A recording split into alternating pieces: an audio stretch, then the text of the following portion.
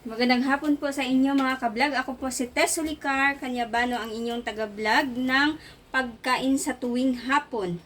Ako po mga ka-vlog ngayon, nandito na naman. Ang aking menu ay pork chop at saka munggo.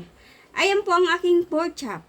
Ayan, na-marinate ko na po yan siya sa soy sauce at saka oyster and then paminta, asin. At ito naman ang aking munggo. Nilalaga ko na siya. At ito naman ang aking ampalaya para isahog sa munggo mga ka-vlog at malunggay.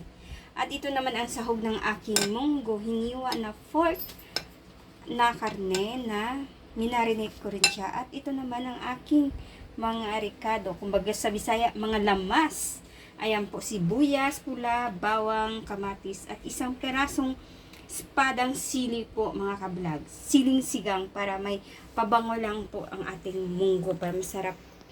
Amoy pa lang ulam na mga ka-vlog. Muling pagbabalik mga ka-vlog mamaya pagkaluto ng aking munggo at pork chop. Maraming salamat!